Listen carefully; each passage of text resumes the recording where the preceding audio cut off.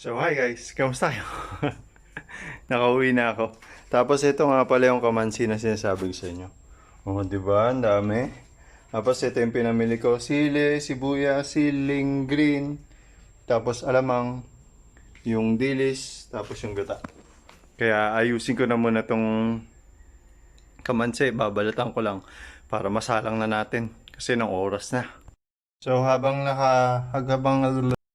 habang maghihiwa tayo ng kamansi, sasalang ko na muna to. Nilagyan ko na rin ng suka yan. Pakukuluin lang muna natin siya sa suka. Naugasan ko na rin naman yan. Update guys. Medyo may suka pa eh. Tapos tong kamansi, inihiwa ko na. So umpisa na natin guys kasi natapos na natin lahat eh. Doon nga pala yung kamansi. Tapos ito na yung mga sahog niya. Dami sili oh. Gigisa na muna natin tong alamang. Nagsalang na rin ako ng panya. Tutuin muna natin yung alamang bago natin isalang yung kamansi. Kasi yun, madali na lang naman eh. Oh! Saglit lang! Niluluto na! Kamaya ulit. Okay na guys, mainit na siya. Pwede na natin lagyan ng mantika. Nanggugulo pa si Kuya Michael dito eh. Magantay ka naman, saglit lang! Niluluto na nga eh.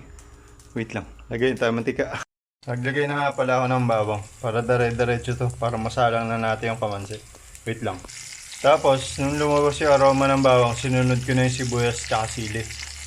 Daming sili oh. Para dito. Yummy! Tapos, nilagay ko na yung alamang. Gigisa ko lang muna yan bago natin timplahan yan. So, okay na guys. May paminta na siya tsaka betchin. Haluin ko lang muna. Okay na guys, sinimplahan ko na rin ang asukal. Wala kasi tayong brown eh. Okay na yung wash. Haluin ko lang muna yan tapos tatanggalin na natin yan. So okay na guys, naluto na yung alamang. Nagsalang na ako ng kawali para igisa natin tong kamansi natin. Okay na guys, naglagay na tayo ng mantika para magisa na natin tong mga to. Daming sili. Wait lang. Siyempre una lagi yung bawang, di ba? May nasama kasing sili eh. Sabik na maluto. Wait lang. Tapos, sinunod ko na rin yung sibuyas. Sasangkutsa lang natin yan bago natin ihulog yung siling labuyo. So, okay na guys. Nalagay ko na yung siling labuyo. May nasaman dalawa. Sabik na rin maluto. Sasangkutsa muna natin yan. Tapos, palalabasin natin yung anghang ng sili. Tapos, ilalagay na rin natin yung sahog natin na dilis. Ang dami oh. Sasangkutsa ko lang muna yan habang pinapalabas natin yung aroma ng sili. Tapos nung nagisa na natin, nasangkot na natin mabuti yung yung dilis. Naglagay na rin ako ng alamang. Hahaluin ko lang muna yan bago natin ilagay yung kamansi. So, okay na guys, nahalo na natin na mabuti. Pwede na natin ilagay ito. Tapos yung pangalawang gata. Okay na, lalagay na natin. Hahaluin ko lang muna yan. Alam niyo kung bakit napakarami. Community kasi yung kumuha eh. Si Kuya Michael, si Ate Susan, tapos yung tauhan nila Ate Susan. Ang dami kami, marami kami maghahati dyan. Kaya naman, So okay na guys, nahalo na natin. Pakukuloyin lang muna natin yan bago natin siya hinaan sa mahinang apoy. Kasi 11:15 pa lang naman, hihinaan na natin yan para mas mabilis siyang maluto. Tapos ako, maglilinis na muna ako dito yung mga pinagkakalat ko. Nga pala, ito dapat yung ulam ko eh. Bali, bukas na lang yan.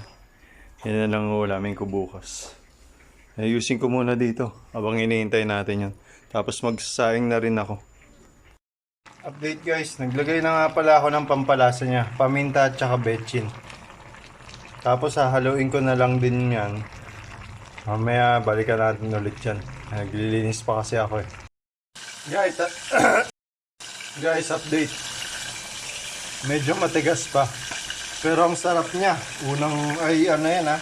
Yung pangalawang pigayan. Ito pa yung unang gata natin, oh. Yummy. Mamaya, ubusan lang natin ng konti pa ng sabaw niya. Tapos lalagay na natin itong unang gata. So, okay na guys. Pwede na natin ilagay yung unang gata. Wait lang. Okay na guys. Nalagay na natin lahat. Haluin ko lang muna yan tapos balikan natin ulit ng 15 minutes. Kasi 11:45 na eh. Guys, nilagay ko na rin yung sili. Bago natin sabihin na.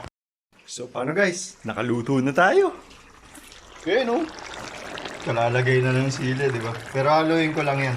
Kasi aayusin ko pa yung kila Kuya Michael at Susan. So, paano? Tara! Kain tayo. O, di ba? Sakto, alas 12. So, okay na guys. Naayos ko na sa kanila. Kay Kuya Michael, kay Ate Susan. Ibigay lang natin yan to doon. Bibigay lang muna natin to doon.